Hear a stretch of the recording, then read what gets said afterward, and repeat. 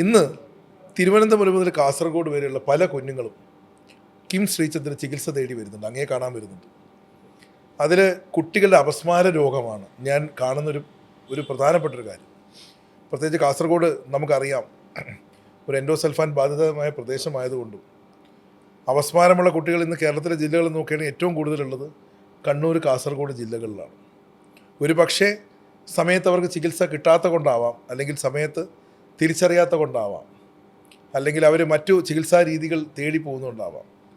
എന്നാൽ അത്ഭുതകരമായിട്ട് പറയട്ടെ, ഡോക്ടർ ഒരു എപ്പിലെപ്സി സർജറി ആദ്യമായിട്ട് ഈ പ്രദേശത്ത് ആദ്യമായിട്ട് ചെയ്യുകയുണ്ടായി. അത് കേരളത്തിൽ തന്നെ ആദ്യമായിട്ടാണ് ഡോക്ടറുടെ നേതൃത്വത്തിൽ ചെയ്തത്.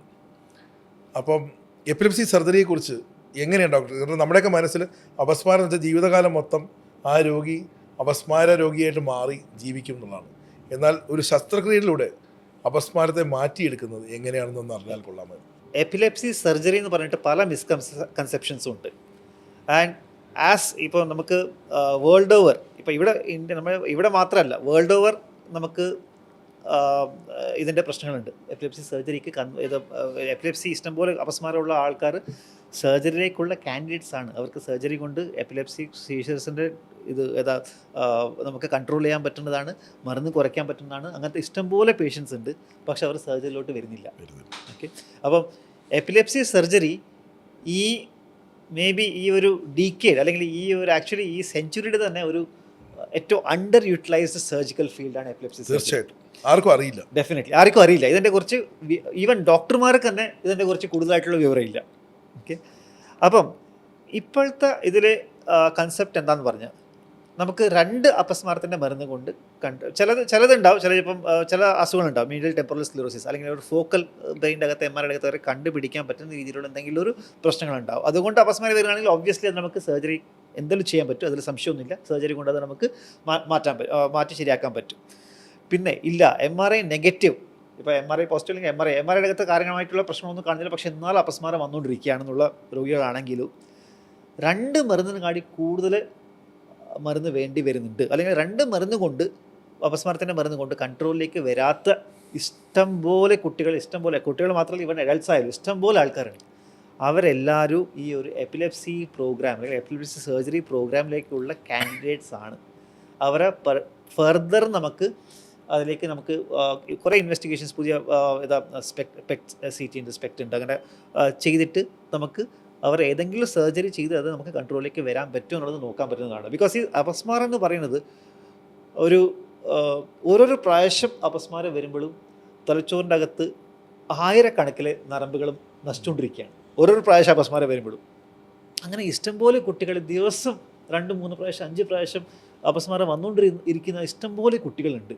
അപ്പോൾ ഇവരെല്ലാവരും നമുക്ക് ആക്ച്വലി ഏതെങ്കിലും ഒരു നമുക്ക് രീതിയിൽ, ഇപ്പം നമുക്ക് സപ്പോസ് ഇവൻ ബ്രെയിൻ്റെ അകത്തോട്ട് കയറണമെന്നില്ല, ഈ വളരെ സിവിയർ അൺകൺട്രോൾഡ് സീഷേഴ്സ് ഒരു 2 മരുന്ന് കൊണ്ട് കൺട്രോൾ ചെയ്യാൻ പറ്റുന്നില്ല, ബ്രെയിൻ്റെ അകത്തുള്ള കാര്യമായിട്ടുള്ള MRI എടുത്ത ഫൈൻഡിങ്സ് ഇല്ലയെന്നാണെങ്കിൽ നമുക്ക് VNS, വേഗൽ നെർവ് സ്റ്റിമുലേറ്റർ എന്ന് പറഞ്ഞിട്ട് സർജറി ഉണ്ട്. അത് നമുക്ക് വളരെ സേഫായിട്ട് നമുക്ക് തലച്ചോറിൻ്റെ അകത്തോട്ട് പോലും കയറാതെ ഇവിടെ നിന്ന് കഴുത്തിൻ്റെ ഒരു ചെറിയ ഓപ്പറേഷൻ ചെയ്തിട്ട് അത് കൺട്രോൾ ചെയ്യാൻ പറ്റുന്നതാണ്. ഓക്കെ, അങ്ങനത്തെ കുറേ അഡ്വാൻസ്മെൻറ്റ്സ് ഉണ്ട്, പക്ഷെ അതാരും അറിയുന്നില്ല.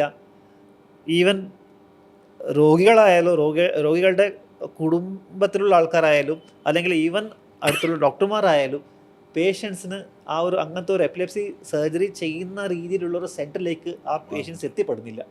അപ്പോൾ അതാണ് നമുക്ക് വളരെ ഒരു നല്ലതല്ലായിട്ടുള്ളൊരു കാര്യമാണിത്. ഇന്ന് കൃഷ്ണ ഇൻസ്റ്റിറ്റ്യൂട്ട് ഓഫ് മെഡിക്കൽ സയൻസിൽ അങ്ങയുടെ നേതൃത്വത്തിൽ അഭിമാനത്തോടു കൂടി എനിക്ക് പറയാൻ പറ്റും, ഒരു എപ്പിലെപ്സി സർജറി സെൻറ്റർ തന്നെ അങ്ങ് ഉണ്ടാക്കിയിട്ടുണ്ട്. ഈ എപ്പിലെപ്സി അല്ലെങ്കിൽ അപസ്മാരം എന്ന് പറഞ്ഞ രോഗം ഉള്ള കുടുംബത്തിൻ്റെ അവസ്ഥ വളരെ പരിതാപകരമാണ്. കാരണം ഒരു കുട്ടിക്ക് കളിക്കാൻ വിടാൻ മാതാപിതാക്കൾക്ക് പേടിയാണ്. എനിക്കറിയാവുന്ന ഒരു മാതാവിൻ്റെ കഥ ഈ ഇടയ്ക്ക് അങ്ങ് സർജറി ചെയ്തൊരു കുട്ടിയുടെ കഥ ഞാൻ ഈ ഒരു അവസരത്തിൽ പറഞ്ഞുകൊള്ളട്ടെ. അവർ എത്രയോ വർഷമായിട്ട് അവർ ജോലി ഉപേക്ഷിച്ചിരിക്കുകയാണ്. കാരണം ഈ കുഞ്ഞിനെ ഒറ്റയ്ക്ക് കളിക്കാൻ വിടാൻ പറ്റില്ല, സ്കൂളിൽ വിടാൻ പറ്റില്ല. കാരണം അപസ്മാരം വന്ന് ഒന്ന് ആ കുട്ടിയുടെ നെർവ്സ് ഡാമേജ് ഉണ്ടാവുന്നു, 2 ഈ കുട്ടിക്ക് മറ്റു ഫിസിക്കൽ ഡാമേജസ് വരുന്നു, എവിടെയെങ്കിലും വീണ് പോകുന്നു, കിണറിൽ വീഴുമോ എന്നൊരു ഭയം, അല്ലെങ്കിൽ കളിക്കാൻ പോകുന്ന സമയത്ത് തലയിടിച്ച് വീഴുമോ, ഈ ഭയത്താലാണ് അവർ ജീവിക്കുന്നത്. അങ്ങ് കഴിഞ്ഞ ദിവസം സർജറി ചെയ്ത പേഷ്യൻ്റ് എൻ്റെ അടുത്ത് ഒരിക്കൽ പറയുണ്ടായി, സർജറി ചെയ്തതിന് ശേഷം അപസ്മാരത്തിന് നന്നായിട്ട് കുറഞ്ഞു വന്നിട്ടുണ്ട്. ഇവർക്കിപ്പം കുട്ടി സാധാരണ ഒരു കുട്ടിയെ പോലെ തന്നെ മാറിയിരിക്കുന്നു. ജീവിതം അവസാനിച്ച് പോകുമോ എന്നൊരു സാഹചര്യം വരെ അവർക്കുണ്ടായിരുന്നു. അതിൽ നിന്ന് മാറി ജീവിതത്തിലേക്ക് തിരിച്ചു വരുന്നു. അത് അങ്ങയുടെ സെൻറ്റർ, അങ്ങയുടെ സ്വപ്നം കൊണ്ടുണ്ടാക്കിയ ഒരു സെൻറ്ററാണ് ഇന്ന് കിം ശ്രീചന്ദ്രയുള്ള centre for epilepsy and epileptic surgery centre. അത് ഭംഗിയായിട്ട് അങ്ങയുടെ നേതൃത്വത്തിൽ കൊണ്ടുപോകുന്നുണ്ട്. അത് മാത്രമല്ല, ഇന്ന് ജനങ്ങൾ അറിയാൻ വേണ്ടി ഞാൻ പറയുകയാണ്, സാമ്പത്തികമായി പിന്നോക്കം നിൽക്കുന്ന ആൾക്കാർ അങ്ങ് തന്നെ നേതൃത്വം എടുത്തിട്ട് ₹1 പോലും അവരിൽ നിന്ന് വാങ്ങിക്കാണ്ട് പല സന്മനസ്സുകളുടെ സഹായത്താൽ എപ്പിലെപ്സി സർജറി ചെയ്തു കൊടുക്കുന്നുണ്ട്. അത് നമ്മളെ സംബന്ധിച്ചോളം ഒരിക്കലും എത്ര നന്ദി പറഞ്ഞാലും തീരാത്തൊരു വലിയൊരു കാര്യമാണ്. കാരണം സമൂഹത്തിൽ താഴെക്കടയിലുള്ള ആൾക്കാർക്കാണ് അധികവും നമ്മൾ ഇത്തരം രോഗം കാണുന്നതും അവർ ചികിത്സ എടുക്കാണ്ട് എത്രയോ കുഞ്ഞുങ്ങൾ മരണപ്പെട്ടു പോയിട്ടുണ്ട്. എൻ്റെ സംഖ്യയൊന്നും എനിക്ക് പറയാൻ അറിയില്ല. പക്ഷേ ഒരുപാട് പേര് അവരുടെ ജീവിതം തന്നെ വഴിമുട്ടി മരണത്തിലേക്ക് എത്തിയിട്ടുണ്ട്. അതിൽ നിന്ന് കുറച്ച് പേരെങ്കിലും നമുക്ക് കരകയറ്റാൻ പറ്റിയാൽ നമ്മൾ ഈ ചെയ്യുന്ന സൽക്കർമ്മമാണ്.